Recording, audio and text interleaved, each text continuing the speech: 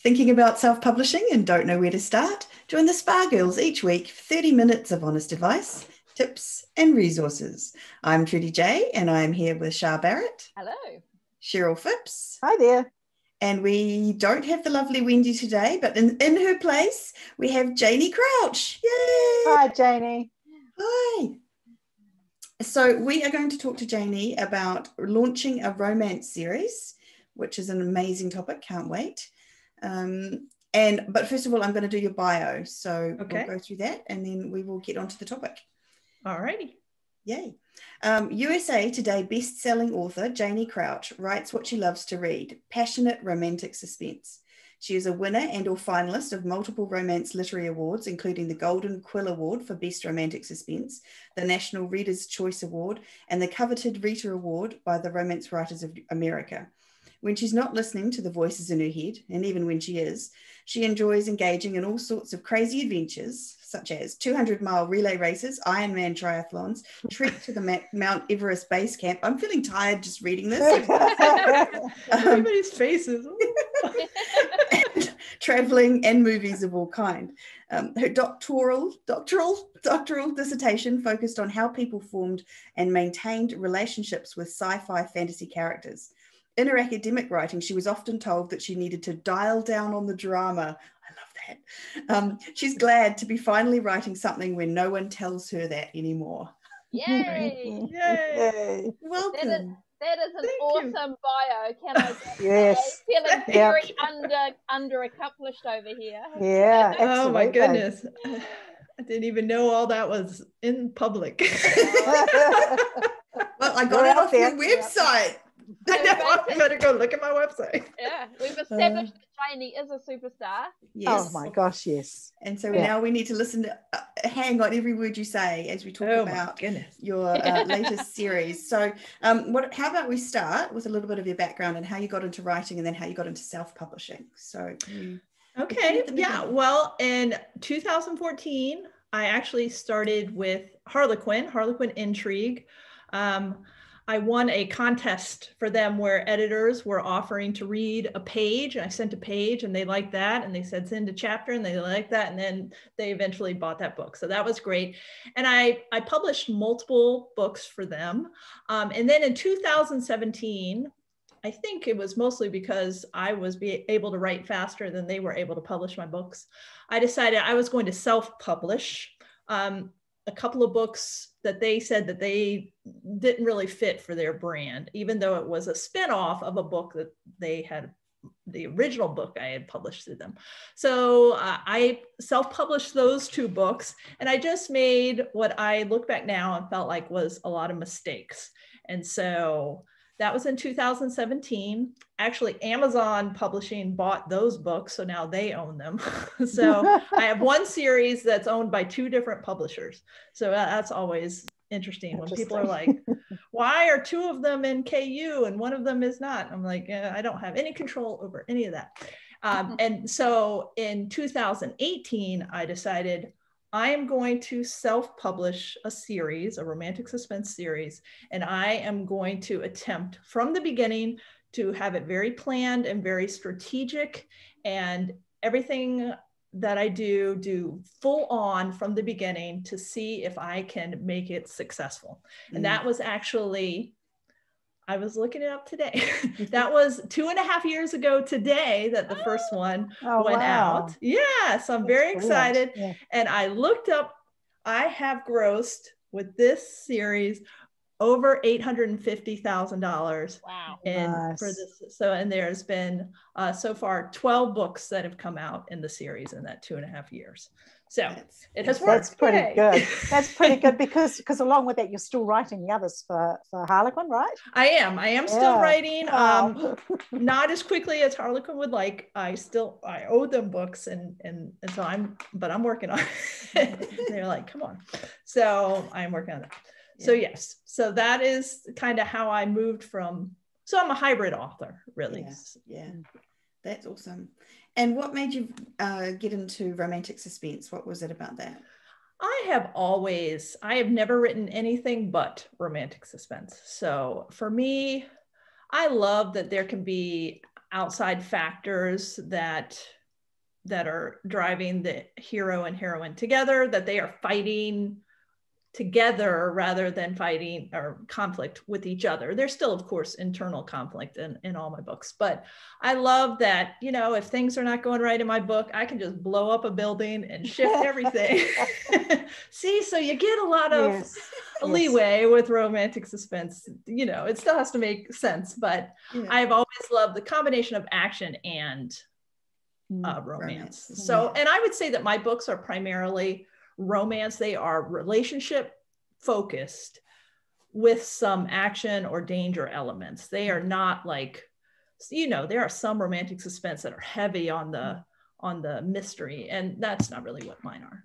So, So you've got 4 children, and I don't know how you get time to write. So do you have any, just quickly, I mean, were you writing in the evenings when they were younger, or is it? Yeah, so I actually, and you know, this is a tip for anybody who's out there and they're like, oh, it's too late for me to start. I'm too old to start.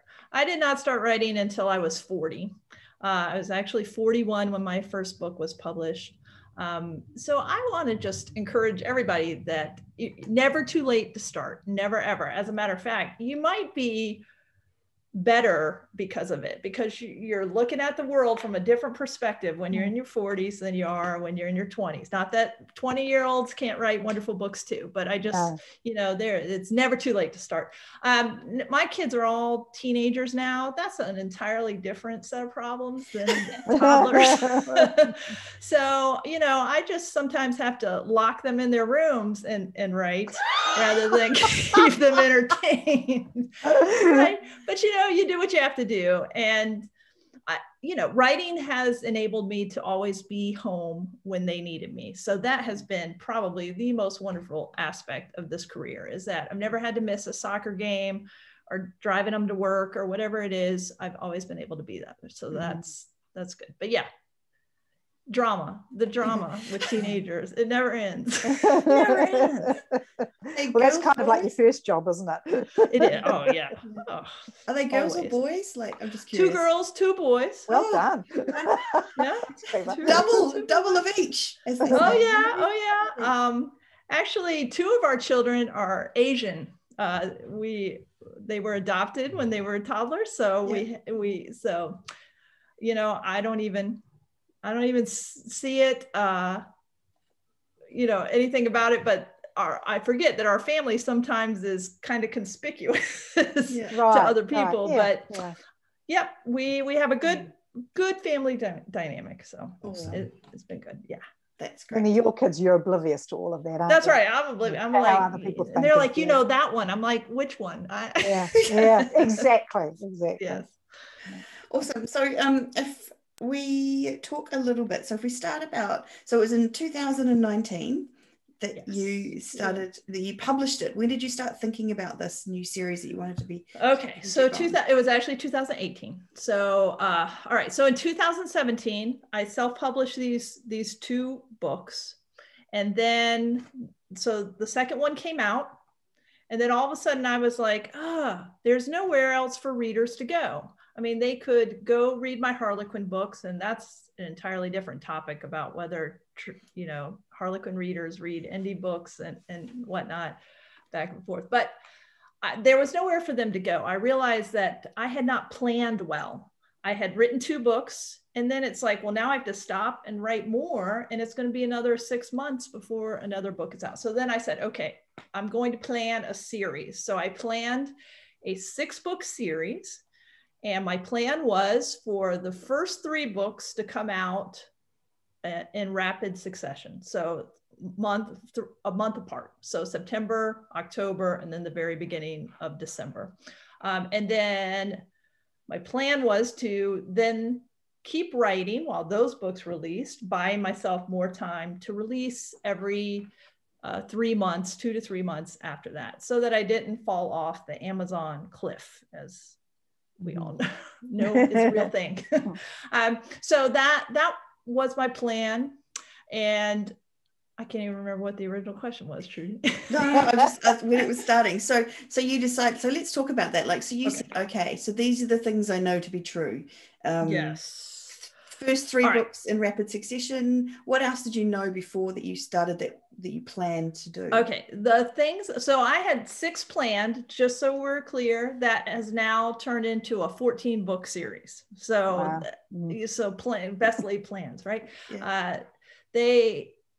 I knew that I wanted all the books to be very similar in length. So it just happened to work out that they were all around 70,000. Now that has not stayed completely true. They've gone up to 95,000. They've gone down to 60,000, but around that amount. More, I wanted to make sure that the heat level was very consistent. That it wasn't that it was just the same in each book. So that consistency was just key for me. I wanted to be consistent in everything that I was giving. I wish that I could show a picture of the covers, because you can look at the covers of the Linear Tactical series.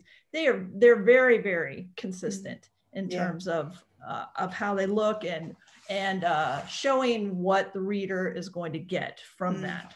They are awesome. They're beautiful covers. We were talking about that just before. They're very colorful. I love them. Yeah. So the heat level and the danger level, I tried to be very consistent with that too. Nobody is ever going to be shocked in my books. They are never going to be like, oh, I can't believe, somebody was violently killed, because that isn't just not what there's nothing wrong with that.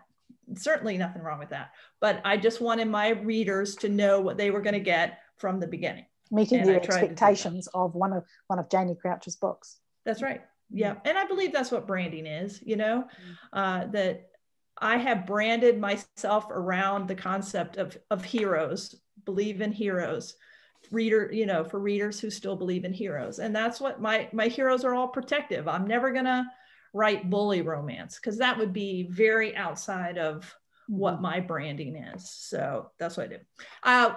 With blurbs, I also try to step back from the traditional romantic suspense blurb, which tends to be big paragraph.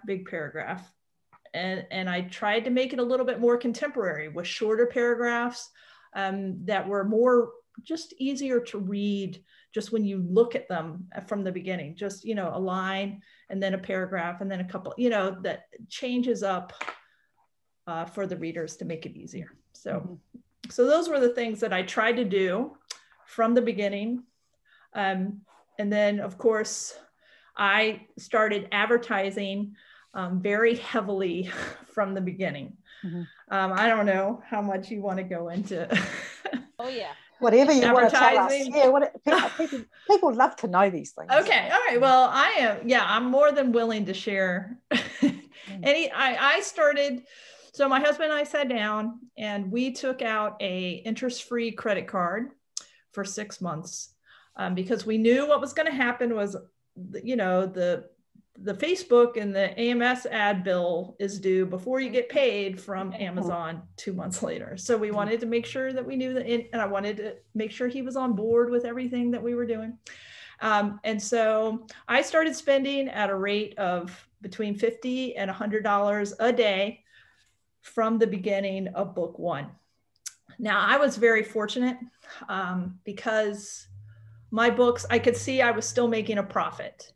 Even from the very beginning, even though the money wasn't there, right? It didn't get paid till 2 months later. I could still see that the money was going to come in. But I believe that the going big was a big part of this series' success. Yeah. I did Instagram tours. I did blog tours. My motto was, this may fail, but it wasn't going to be because I didn't try everything. And so I think that helped. I think we have, especially now, gone are the days where you can just set a book 1 to free and expect your series to take off. It's not going to happen. Sadly. Usually it does. Sometimes there's more than one way to be successful, but. So had you done Amazon ads before that, or was it Amazon ads? No, Amazon ads. We got a love-hate relationship. I'm sure as does everybody. Primarily my spend is in Facebook ads. And had you done them before, or did you just learn as you went? No, I had done them to a degree. I had practiced. I knew that I'm not sure exactly what. You just stop me if you want me to stop. Okay. Yeah. So I know that for me, book covers, not shaped like a book cover, it's a square, but my book covers actually convert the best. They do not get the best cost per click, but they do sell the most books, because I think sometimes there's a disconnect when readers see an image and then go to the Amazon page and the book is an entirely different image, and that disconnect causes them maybe not to buy. So that is what has worked best for me from the beginning. That's good. Good. And you, when you're doing your Facebook ads, are your books full price? Yes. So, okay. So I release my books wide and then put them into KU. They go into KU sometime between 10 days and 90 days after they come out. So I have worked very hard to, for lack of a better term, train my readers to pre-order if they buy normally on a different vendor than Amazon. That way they know it's going to be available while it's pre-order. After that, we're not sure. I also try to entice people to pre-order or to buy the first week by offering bonus material right there in the book if they buy it, if they pre-order or buy the first week. After that, then it's a link to like BookFunnel and they can download it. So it's still available for free after that, but if they want it, so it's just a matter of changing the file out once it's in Amazon.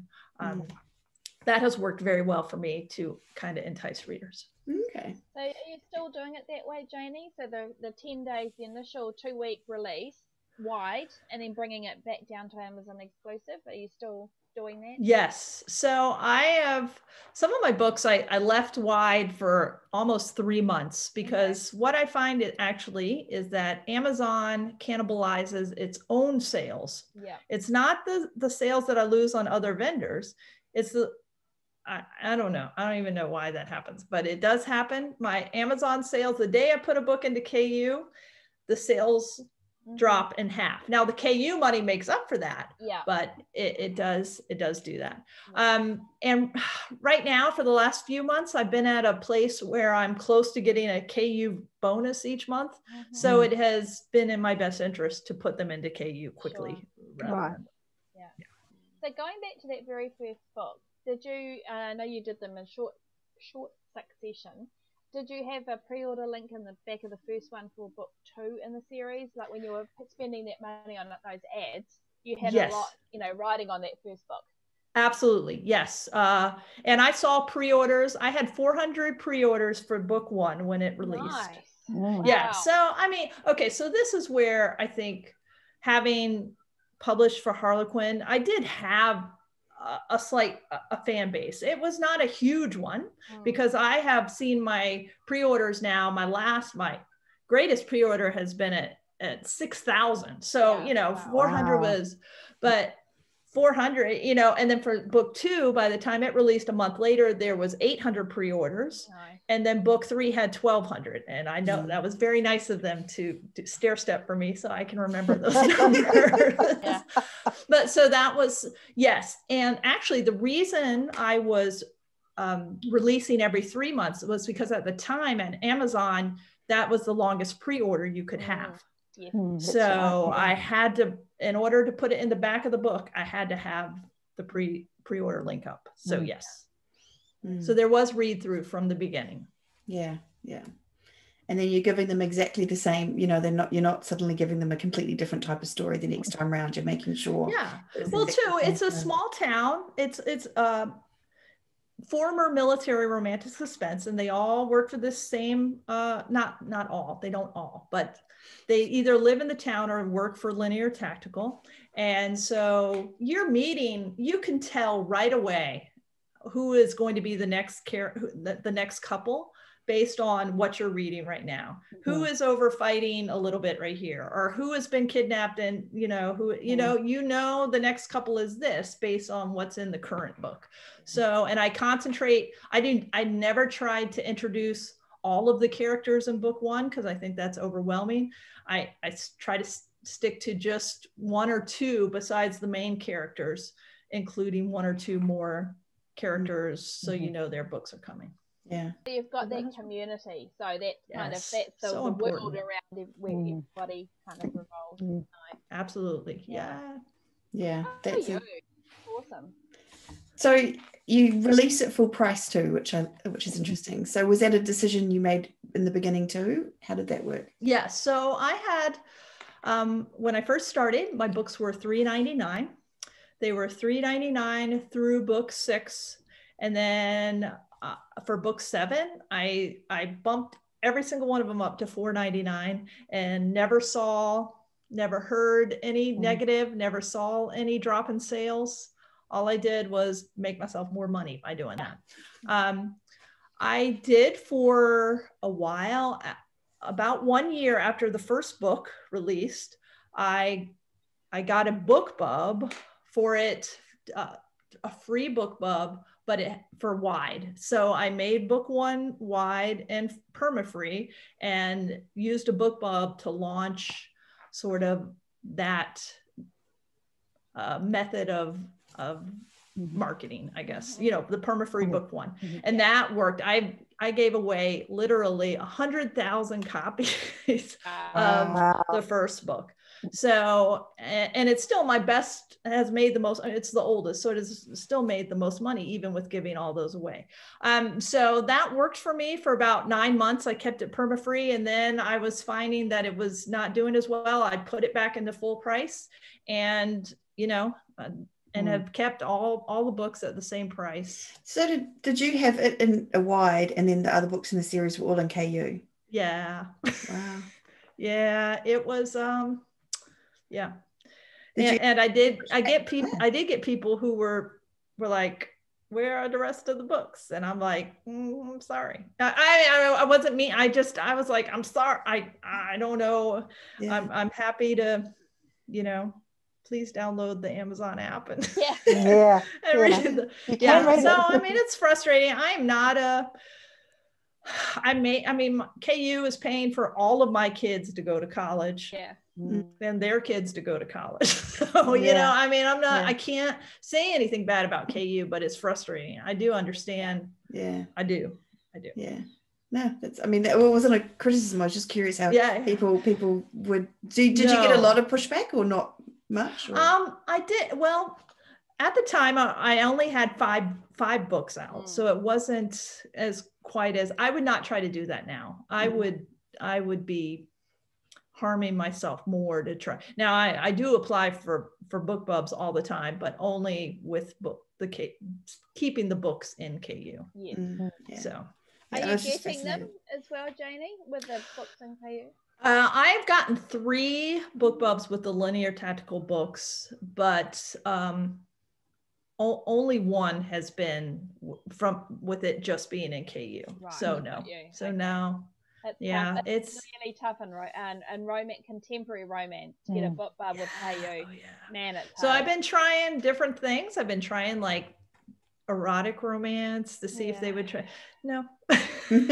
So everybody, and rightfully so, everybody should be applying for BookBubs, but I think it's particularly saturated right now with people requesting BookBubs. Yeah.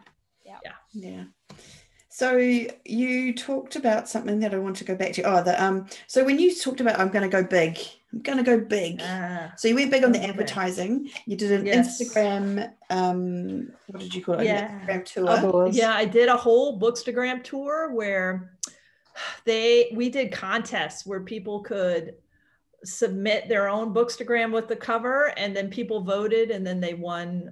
I offered a pretty big prize. I'm not sure that any of this actually sold books, but I do think it I think it got the books out there. I remember authors that I met, they're like, oh yeah, I saw your books everywhere. And then I was like, well, I'm doing my job, you know, I mean, because that's all I can do is to just get it out there. Yeah. And so, and so what else did you do?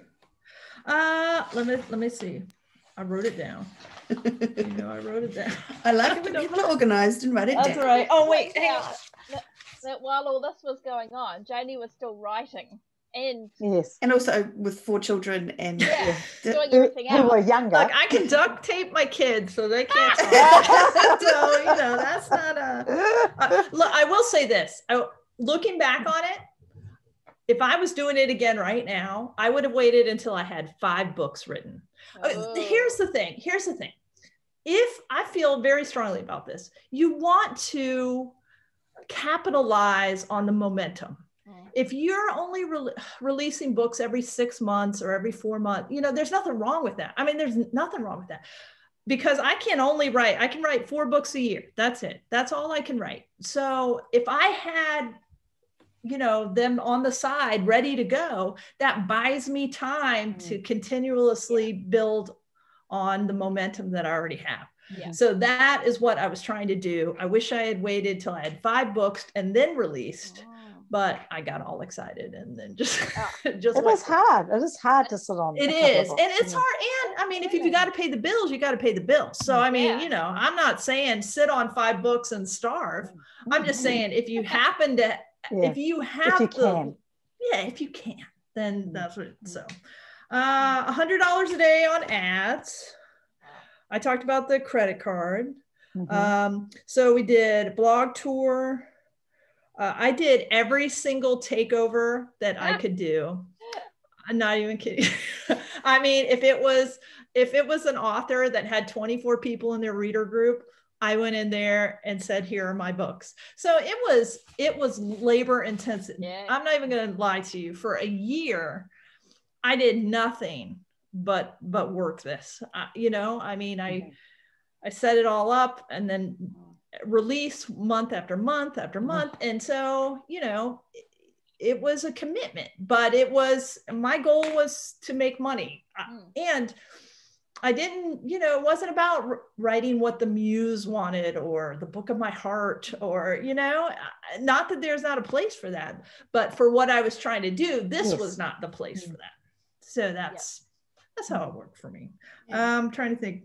I like that. You made the plan and then I think it's important to know what you want from it.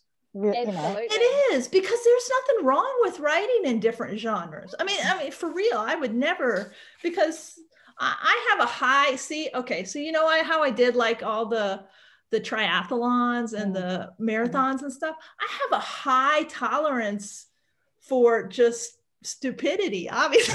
You know? Love it. but for mental focus. I know what my goal is, and so it worked very well for me.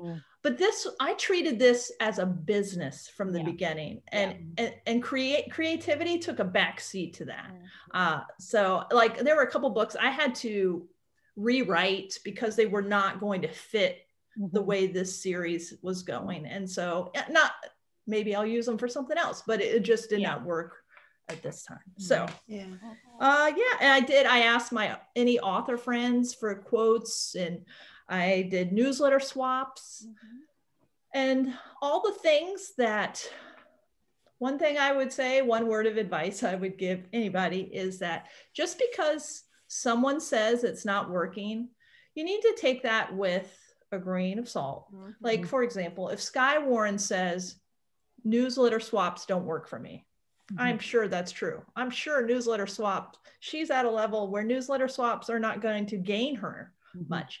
But for us, for me, down here at this level, newsletter swap. So just because somebody is saying it doesn't work for them, like takeovers, people are like, readers, they just, freebie. Well, find a way to interact with them. My thinking was, if I could get one person to remember that I said hello to them and I was personable, then maybe that person gives me a try, not this week, but maybe at some point. And so, just because it's not working for one person doesn't mean that it doesn't work. Just means it's not for them. Yeah. Yeah. That's good advice, I think. I agree. I think that's the thing with promotion and advertising too. I think and understandably so, when you're spending that $100 a day on your credit card, you want to see return on investment. You have to. It doesn't always work like that. And in most businesses, it doesn't work like that, No, especially at the start. So, yes, I think we're in a little bit of verified air here in terms of authorship. Yeah. Yeah. I was very blessed and look, you guys know this. There's always a little bit of luck that's, you're at the right place at the right time, and it kind of works for you. I agree with that, Janie, but you put in the hard work to get to that right place. Well, that is true. That is true. You can't just... for the marathon, we might be driving past it and say, hey, look, there's the marathon starting line, but you're the one that got up and put your shoes on and worked really hard to get there. So. No, well, thank you. And and you're right. It doesn't just happen. You're right.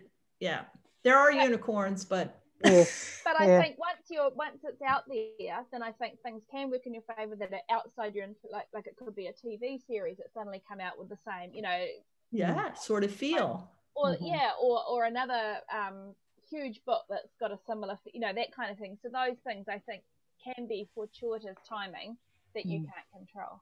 But man, credit to you. You worked jolly hard. Yes. Thank you. Yes. Yeah. Was there a reason why you decided that you wanted to do it this way? Like that you just decided I need the money at the risk of sounding crass?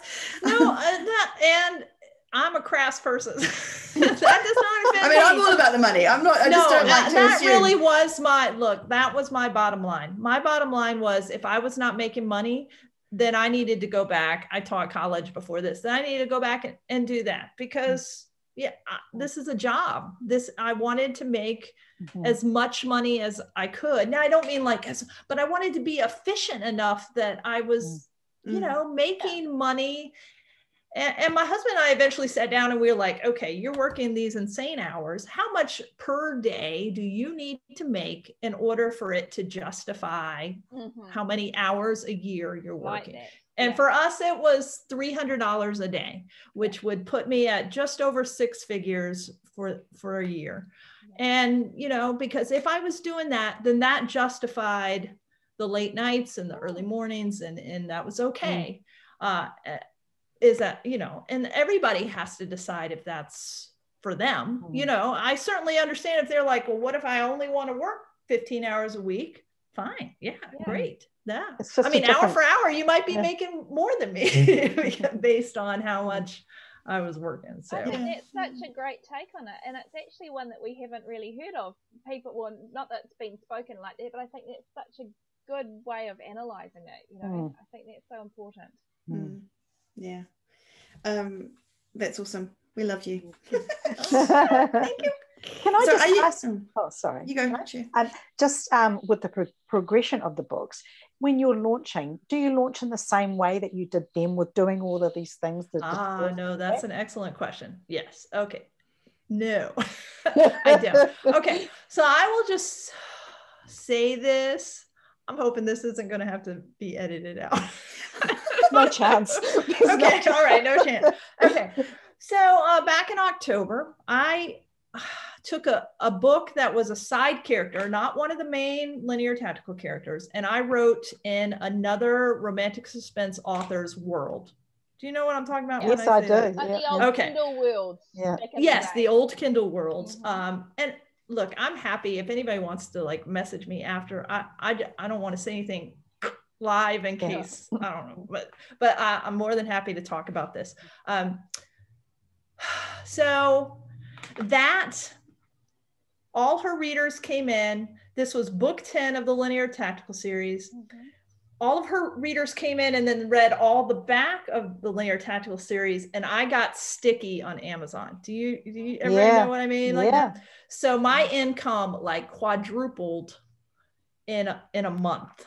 Wow. It was crazy. And part of it was because all of her readers came in and found me. And it was part of it was because I already had 10 books. Everybody could go back. And then I had 4 books that were coming out every other month after. It was a perfect storm. It was a wonderful, wonderful, perfect storm. But that has really helped in the last 6 months, just me to take off. Now, I don't know that that is true for everyone who writes in every type of world, but I found for me, it was, no. Cheryl's shaking her head. Some of us have had experience. Let me help you. Okay. This author has a huge following, and my books were already in Kindle Unlimited, and she, you know, her readers are Kindle. Also, I think a lot because of the COVID stuff, I think people are reading a lot more with Kindle Unlimited. So that has really picked up for me. So that has been a huge, it has propelled me. But then, like, for my last 2 releases in January and then last week, they both hit USA Today. Yeah. So that was very exciting. So just want to encourage everybody that consistency and following the rules can get you to but also trying something a little different as well. Yeah, that's in the way of advertising or promotions. Yes. So you were asking, what do I do now? I still do a lot of takeovers. I'm looking at my calendar. That's why. That is what is over there. I did something that has really helped me this year. I contacted some different authors to do a round robin newsletter. Help me out. Y'all know where each month, like, author A provides author B's book to her readers. Right. Author B provides author C's book to her readers. So everybody, all the different readers are getting a different free book each month. Yeah. And hopefully it leads into sales from there. So I went to, I asked the biggest name authors that I know. And I was terrified. I mean, I was super scared, talking to Carly Phillips and Sky Warren, be like, will you please, you don't know me, but can you do this? And a lot of them said yes. A lot of my pitch was, we're different. We are different subgenres, but maybe, readers who like good books will like good books. Yeah. So there's romantic comedy, there's mafia, there's all sorts of stuff in this. Yeah. So it's a mess, but so far so good. A hot mess. It's a hot mess. It really is. But I think that so far it's been, And romance readers are huge readers, and they do read widely. It's not just, they don't just read romantic suspense usually, or they don't. Right. And I shouldn't say, I didn't ask any, like, fantasy authors. I don't have that sort of reach, but because so this is all within the romance. Yeah. All right. Yes. Yeah. So that sort of promoting the entire series is the sort of stuff I'm doing more of now. I am just blessed that even with pre-orders, I'm able to get to a level where I know I'm okay. I know that when this book releases, I'm okay. Even if I did nothing else, it would be fine. It's okay. But I'm also spending so once I propelled with getting sticky with Amazon, I started spending about $500 a day in ads to keep it going, and it has worked. So it's painful to watch. I get a bill from Amazon for $900 every day and a half. So that's hard, but I mean, I'm seeing the money come in, so I don't worry about it, but it's So you're getting a bill from Amazon, so you're doing Amazon ads, or you're getting I'm sorry, Facebook. Facebook. I get Amazon. Good pickup, because teach me your ways. I wish. Teach me. Somebody teach me. I'll say this too. I have somebody who helps me with Facebook ads. I know that there's a general consensus about nobody knows your stuff better than you to do Facebook ad. Well, that's true. I agree that that's true. But also, people who know Facebook ads, like, I would never try to design my own covers because I don't know how to cover design. So I felt like having the right one. I want to. So you have to be careful about that. So I have people that I can ask questions that I pay to be able to ask questions about whether I am making good decisions. And I also just want to kind of probably beat a dead horse here, but I do see a lot of, like, beginner authors with maybe 1 or 2 books saying, I hate marketing, I just want to pay somebody to do it. And that's where I think the advice is, no, learn it yourself, because I think it sets you up to lose a lot of money or to be really disappointed. And you've got the experience, you know how to do it yourself. You know, you've got the levers, which levers should be working. Yes, that is true. I want to. So you're at a point where you can, do that. I want to agree with you on that. Yes, as when I did it myself, at the beginning. Even then I asked questions, but yes. Oh, absolutely. Yeah. So, but don't ask me questions about, because I'm really not, I would still not call myself an expert. About ads. But I think what you have is velocity, and I think that helps a lot too. So Facebook now, the algorithms, if you like, the mysterious algorithms, when you're sending that ad out, they'll know that those are the people that are clicking. You know what I mean? It's success begets success a lot of times. Yeah. So just getting to that point. But $500 a day, that's an eye-watering amount too. It's a lot. And I spend about between $50 and $75 a day on AMS ads. Okay. And AMS ads, I find that everybody knows this. When they're doing well, they just, I know. and then they stop. And it's like, what? They're like, why? What happened? What happened? The point where the little graph is looking really, really nice, and the orange line is looking beautiful. And then I'm scared to look the next day because I know it's not going to be there. So then I avoid looking. How's that? Yes. I try to look at a 30-day view. Otherwise, I'm like, I'm turning this shit off. Because it's like, I'm going to high five you right now because that's me to a T. That ACOS is like 800%. You're like, oh my gosh, kill yourself. It's terrible. So I understand. Yeah. The joys of AMS. Yeah. I had one just recently. There's something over 1,000%. It was like, it happens. You got to do your numbers though, because I know a lot of people that are happy to leave it at 400 to 500% ACOS because they've got the volume of books. So you've got to know your numbers. Again, it's the old story. Know your numbers before you do it. It's helpful. That's right. Yeah. So let's change topic completely. And okay. Off that. So you've got a newsletter. Yes. Set up. Now you said somewhere that you set it up before you started launching the series. Did you set it up specifically for the series or with the? No, I didn't. So I'm trying to think of exactly how I I set it up. I've done everything. I will say this. Okay, in my books, I have three back matter, front matter. I have it set up because I'm trying to see which is getting me the most people into my newsletter. So I have one that is at the very, very beginning, like before even the title page. I get the least amount of clicks on that because I think people buying in Amazon, it doesn't show them that. No. And then it actually says book blurb or intro to book, and it has the book blurb. And then at the end of the blurb, it says, do you want a free book? Whatever I say in there. And then of course I have it at the very end. Mm-hmm. I'm very careful in my back matter. Of course, everybody knows no chapter break, right? At the end of your back matter, you don't even say the end, you finish the sentence. And then the next sentence is, thank you for reading this book. The linear tactical series continues with this book, next book.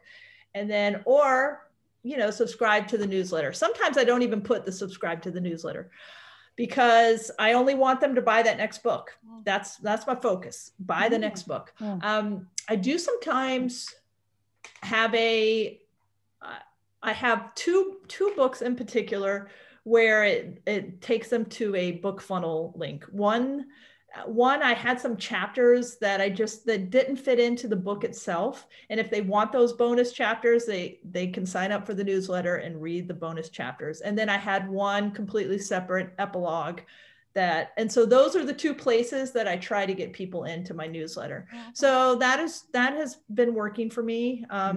With the newsletter around Robin Swap, I've gotten new subscribers there. I try to be very active in my reader group on Facebook. That's where my peoples are and where I hang out, and I try to encourage people to do that. So it has grown. You know, I don't have a huge newsletter list. I think I have about 13,000 now.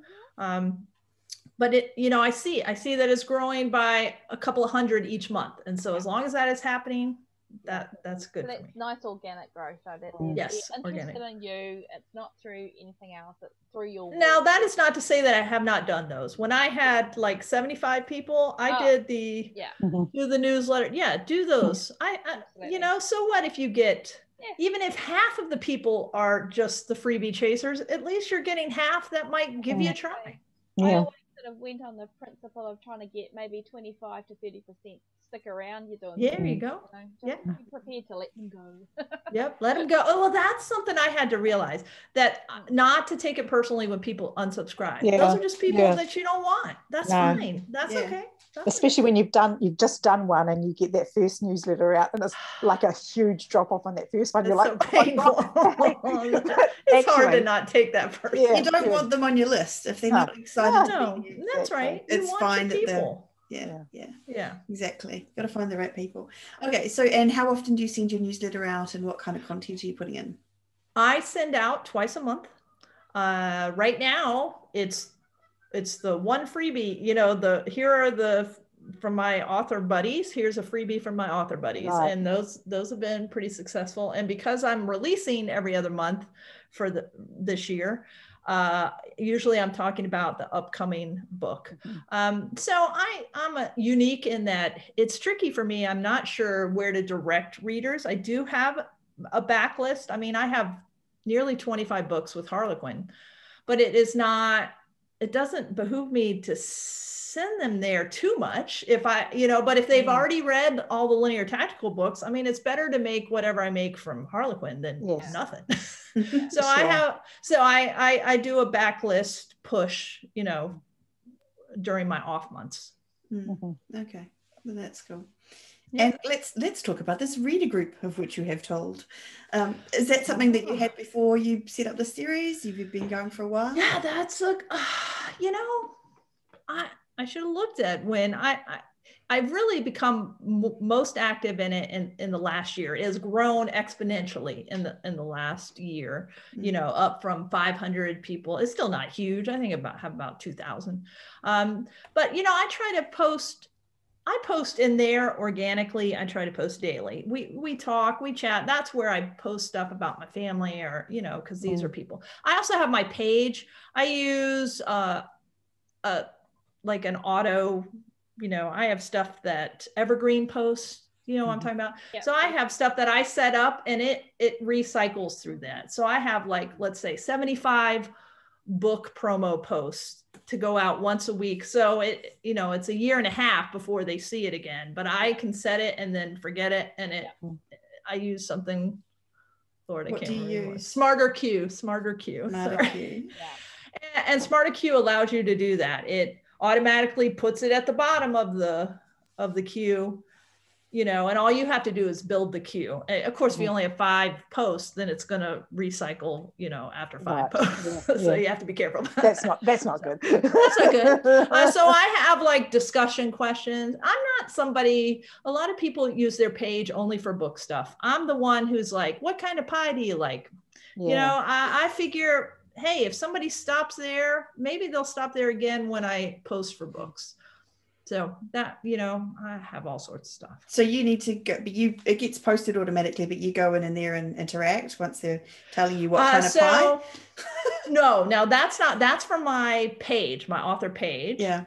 For the reader group, yes. I try to go in there and respond. I do giveaways in there a lot. We do, you know, book birthdays, like each book, you know, celebrating its birthdays. Oh, I love that idea. That's a good idea. Yeah. So, and it's like, have you read this book? You know, and then I try to keep it half and half in terms of book, not like sell. Rarely does anything have a link in it. Like, here, go buy this book. But I do, that's where I'm like, okay, St. Patrick's Day, here are my 2 green covers. Have you read either of these? And And so that's the sort of interaction I do in there. Yeah. So that works well. I love them. They're my Crouch crew. Crouch. And you do all that yourself? You don't have admins? No, I don't have. I do have an admin who does my page stuff, and she responds or likes, or thanks for because, and even better, she lets me know when someone is like, hey, somebody just said this book is supposed to be free, blah, blah, or whatever screw up I've done. She lets me know so that I can immediately, or if somebody's like, hey, how do I get on your art crew? A question that needs my response, she tells me so that I can, So that's cool. And so let's talk about ARCs, and you mentioned them. So do you have a large ARC team, or are you? So now I have about 150. I cheated. I cheated. I shouldn't say we got it here, folks. She admitted it. She cheated. So I used, this is not the part where, when I say the first part, that's not the cheating part. So I used a service that sends books to reviewers. And at the back of that, I didn't cheat on purpose. But anyway, I said, do you want to join my ARC team directly? Sign up here. And I got a lot of people who did that. And so that is how I built my team. I try to get as many reviews as early as possible. I do think that has a positive effect on buyer behavior. And so that has just been, I know some people don't do ARCs and they don't, and that's fine. And I understand that too, because you are giving away 150, 200 copies. But it has worked for me. I also encourage everybody to highlight in their Kindles. Everybody should do that. I was told by Amazon, I don't know, a KDP, a person, I don't know, my person. He said, anytime people highlight books, that goes into the algorithm. So that's what I do. I try to encourage people to make the little, now they have, the Kindle quotes, Kindle quotes. Yeah. I think anytime we can, as authors, encourage readers to do that, it shows Amazon that it's not just somebody zooming through your book. It's somebody who's reading it and interested in it. Exactly. Oh, that's good to know. And they're also, and that reader then is also more likely from Amazon to get recommended your book. Exactly. So it kind of works both ways. Yeah. Yeah. Good tip. That's an awesome tip. I don't know if you want any more about my ARC team. We just try to, I don't know. Now my PA does, she runs that like, wow. She's not even playing. There's your review. Oh my God. Like, people have lives. And she's like, if they're going to take the book, then they have to write the review. And I'm like, okay, yes, ma'am. So that is not something I do. I don't have to be the heavy. I don't, I just am like, here's my book, yay. And then she's like, where's your review? So that is something I would encourage if you have somebody who can be that filter for you. Yeah. That definitely helps. We are going to go to a process where people have to ask for the ARC. And if they ask for the ARC, then they have to review it. I'm not have to, you know what I'm saying? Yeah. Right now, we just send it out. But, life does happen. If you don't want to read it or have time, we want to give people. I also always have it on a waiting list. And I think that gives an image of it being more valuable. Exclusivity. Yeah, absolutely. Can I just, a small tip for those that aren't at the point where they can afford a PA, you can always create yourself an email account, like, assistant@authorname.com, just saying quietly. That is an excellent idea. It makes a difference, I think, being a step away from the author. I think when you're dealing particularly with the reviewers, I just think it adds a level of protection from both sides, actually, because there's some reviewers, I manage an art team for another author, and there's some reviewers that have come back to me and they feel comfortable saying, look, this just didn't work for me, and that's fine. but I don't know if they would be that comfortable saying it directly to the author, you know, and that's such a good idea. Yeah, I just, you know, anyhow, just it's not a particularly new idea, but it definitely helps to add that little layer of kind of just separation. Yeah. That's cool. Awesome. Thank you, Sha. Are there anything else about your art team that's special or exciting, other than that they're obviously amazing? They are amazing. No, I don't. How do you get them? How do you get them now, Janie? So now there's a form on my website and it does say that we're full and that we will contact them, you know, if it opens back up. And, you know, I've been just blessed with people who have stuck with me. Now I will say this. Okay. So, you know how I said all that stuff about being consistent and how everything with my book. Okay. So I'm starting the Zodiac Tactical Series, which is basically, it's linear tactical book 14. I mean, it really is, except it's starting a new series. And the problem with having a 14 book series is that it's hard to have places where readers can come in. So with advertising, that proposes a problem. So with this new series, also planning it out, I'm having 3 4-book, it's Zodiac. So obviously there's 12. And then, you know, okay. So I'm writing it instead of third person, I'm writing it in first person. Oh, ooh, nice. Ooh. I am doing that as a deliberate shift to try to bring in new readers who I have, because the blurb is written in first person. I have gotten some readers who have said, "What are you doing?" yeah. You know, because they feel very passionately about it. And I say, look, you have trusted me with all these books. I want you to trust me one more time and just try it and see. So that is, I mean, I have a saved passage that I have to email because I've at least 20 times already. And that's not, I mean, a lot of readers just don't even, they don't even pay attention to first person or third or past or present. But some do. So I am shifting. And I am moving away from, instead of having couples on my covers, I'm having a man, but not a man chest, because I'm a proponent. We would not put women with half their face cut off in their chest. And I'm not going to do it for men. So I mean, it's a man, a full man. And so we'll see. So I'll let you know in a year how that goes. If I made a huge mistake. We'll lock you into everything. Oh, okay. I will. And I might have to shift. I'm prepared to pivot.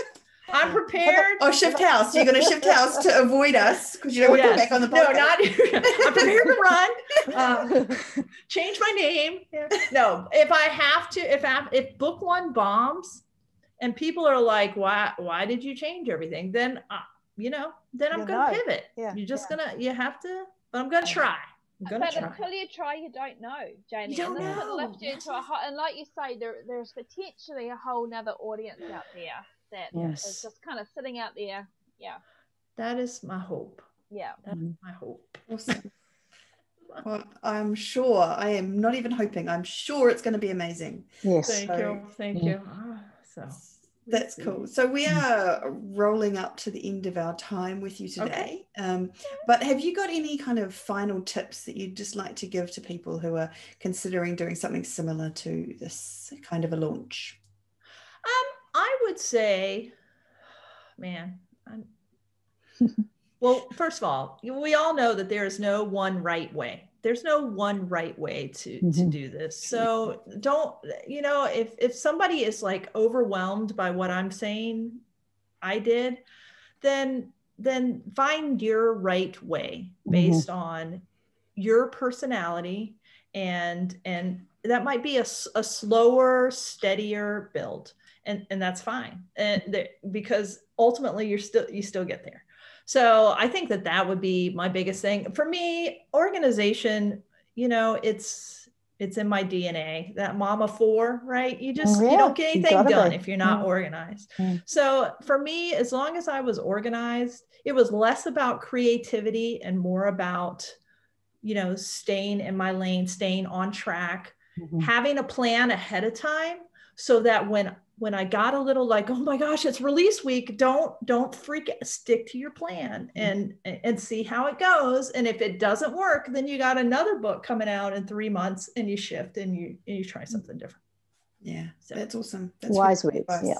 Very good. Now, if someone wants to find you, where can they go to find Janie Crouch? So I'm on Facebook. Definitely, that's a good place. If there are people, Trudy, I know I said I was going to say, I do have an author kind of group where I talk about my linear tactical books. I'm just a little bit more selective about, I don't just open it now to anybody. At one time it was just open to everybody and it was just crazy. So, if somebody is interested in that, they can email me, or if you Facebook friend me, then that's the best way, and just say, just be nice and promise the launch group. Yeah. I put a lot of my personal information and or personal financial information. So I don't just, but if somebody is like truly an author and trying to, I would have given anything to have actual data back when I was starting. Like, how am I doing at all? Just something to compare. Yeah. That's so anyways, Facebook's where I be. Okay. Not TikTok. Not TikTok. Not on TikTok. Okay. But you're in a lot of places. I saw you on Instagram and Pinterest and Facebook. Yeah, I'm not really on Pinterest and Instagram. Yeah. You have a presence. I found you there. I do have a presence. Yes. Yeah. Yes. Yeah. I not as much as I want, and then it stresses me out. Yeah. Don't just ignore it. It's fine. No. Yeah. Yeah. So awesome. And so that is Janie. Where can we be found, Shah? Can be found at spargirlspodcast.com, and we too are on Facebook. And not TikTok. Not TikTok. We need to get someone on who knows about TikTok. Somebody go on TikTok. Go on Instagram. If you're listening to this and you know someone who's on TikTok is good at it, contact the Spark Girls. An author that's good at it. An author, an author that's good at it. Yeah. Oh, that would be a great episode. We'll invite you on. You can come and ask questions as well. That's right. I'll be like, I got questions. Totally. Awesome. Well, thank you so much for coming on the show. It's been Jady, great. It's been amazing having you on and chatting with you today. And for everyone who's been listening, thank you all for listening to another episode of the Spa Girls podcast. We appreciate you coming back every week. We really do.